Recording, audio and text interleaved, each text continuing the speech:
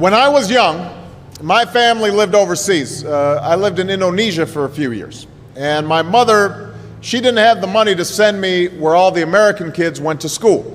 But she thought it was important for me to keep up with an American education. So she decided to teach me extra lessons herself, Monday through Friday. But because she had to go to work, the only time she could do it was at 4:30 in the morning. But whenever I'd complain, my mother would just give me one of those looks and she'd say, "This is no picnic for me either, Buster." So I know that some of you are still adjusting to being back at school, but I'm here today because I have something important to discuss with you. My father left my family when I was 2 years old, and I was raised by a single mom who had to work and who struggled at times to pay the bills and wasn't always able to give us the things that other kids had. There were times when I missed having a father in my life. There were times when I was lonely and I felt like I didn't fit in. So I wasn't always as focused as I should have been on school. And I did some things that I'm not proud of. And I got in more trouble than I should have. And my life could have easily taken a turn for the worse. But I was lucky.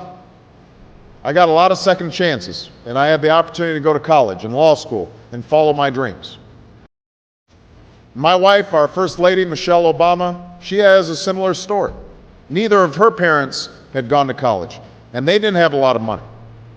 But they worked hard, and she worked hard so that she could go to the best schools in this country. Some of you might not have those advantages. Maybe you don't have adults in your life who give you the support that you need. Maybe someone in your family has lost their job, and there's not enough money to go around. Maybe you live in a neighborhood where you don't feel safe, or have friends who are pressuring you to do things you know aren't right. Maybe you could be a great writer, maybe even good enough to write a book or articles in a newspaper, but you might not know it until you write that English class paper that's assigned to you. Maybe you could be an innovator or an inventor, maybe even good enough to come up with the next iPhone or the new medicine or vaccine, but you might not know it until you do your project for your science class. Maybe you could be a mayor or a senator or a Supreme Court justice, but you might not know that until you join student government or the debate team. And no matter what you want to do with your life, I guarantee that you'll need an education to do it. You want to be a doctor or a teacher or a police officer? You want to be a nurse or an architect? A lawyer or a member of our military? You're going to need a good education for every single one of those careers.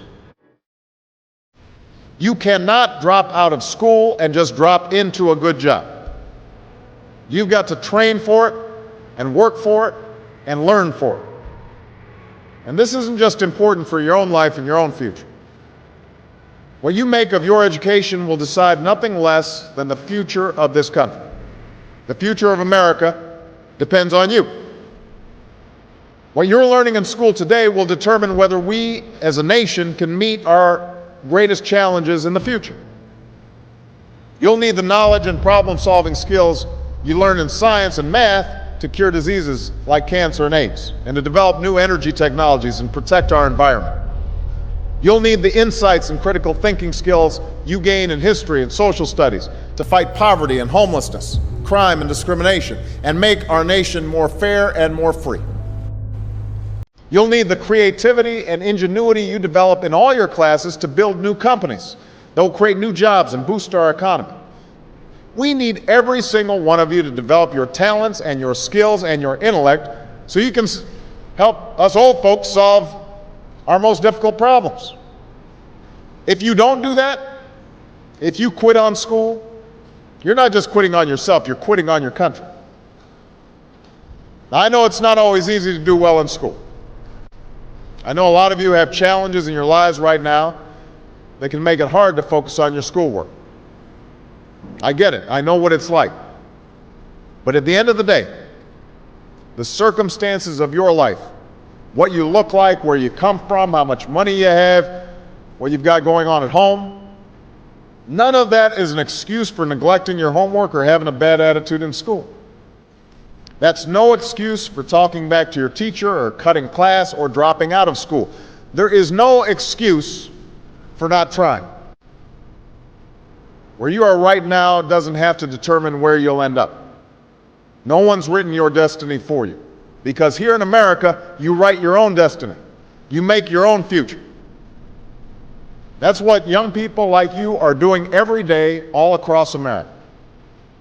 That's why today I'm calling on each of you to set your own goals for your education and do everything you can to meet them. Your goal can be something as simple as doing all your homework, paying attention in class, or spending some time each day reading a book. Maybe you'll decide to get involved in an extracurricular activity or volunteer in your community. Maybe you'll decide to stand up for kids who are being teased or bullied because of who they are or how they look. Because you believe, like I do, that all young people deserve a safe environment to study and learn. Maybe you'll decide to take better care of yourself so you could be more ready to learn. But whatever you resolve to do, I want you to commit to it. I want you to really work at it. I know that sometimes you get that sense from TV that you can be rich and successful without any hard work. That your ticket to success is through rapping or basketball or being a reality TV star. Chances are you're not going to be any of those things. The truth is, being successful is hard. You won't love every subject that you study. You won't click with every teacher that you have. Not every homework assignment will seem completely relevant to your life right at this minute. And you won't necessarily succeed at everything the first time you try. That's okay. Some of the most successful people in the world are the ones who've had the most failures. J.K. Rowling, who wrote Harry Potter, her first Harry Potter book was rejected 12 times before it was finally published. Michael Jordan was cut from his high school basketball team. He lost hundreds of games and missed thousands of shots during his career. But he once said, "I have failed over and over and over again in my life, and that's why I succeed." These people succeeded because they understood that you can't let your failures define you. You have to let your failures teach you. You have to let them show you what to do differently the next time. So if you get into trouble, that doesn't mean you're a troublemaker. It means you need to try harder to act right. If you get a bad grade, that doesn't mean you're stupid. It just means you need to spend more time studying. No one's born being good at all things. You become good at things through hard work. You're not a varsity athlete the first time you play a new sport. You don't hit every note the first time you sing a song. You've got to practice. The same principle applies to your schoolwork. You might have to do a math problem a few times before you get it right. You might have to read something a few times before you understand it. You definitely have to do a few drafts of a paper before it's good enough to hand in. Don't be afraid to ask questions. Don't be afraid to ask for help when you need it. I do that every day. Asking for help isn't a sign of weakness, it's a sign of strength. Because it shows you have the courage to admit when you don't know something, and that then allows you to learn something new. So find an adult that you trust, a parent, a grandparent, or a teacher, a coach, or a counselor, and ask them to help you stay on track to meet your goals. And even when you're struggling, even when you're discouraged, you feel like other people have given up on you, don't ever give up on yourself. Because when you give up on yourself, you give up on your country. The story of America isn't about people who quit when things got tough. It's about people who kept going, who tried harder, who loved their country too much to do anything less than their best. It's the story of students who sat where you sit 250 years ago and went on to wage a revolution, and they founded this nation. Young people. Students who sat where you sit 75 years ago, who overcame a depression and won a world war, who fought for civil rights and put a man on the moon. Students who sat where you sit 20 years ago, who founded Google and Twitter and Facebook and changed the way we communicate with each other. So today, I want to ask all of you, what's your contribution going to be? What problems are you going to solve? What discoveries will you make?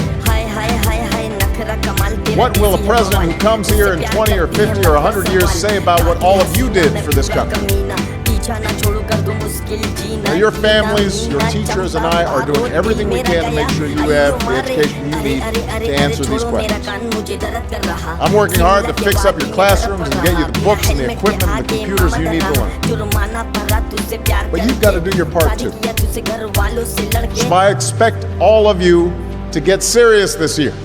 I expect you to put your best effort into everything you do. I expect great things from each of you. So don't let us down. Don't let your family down or your country down. Most of all, don't let yourself down. Make us all proud.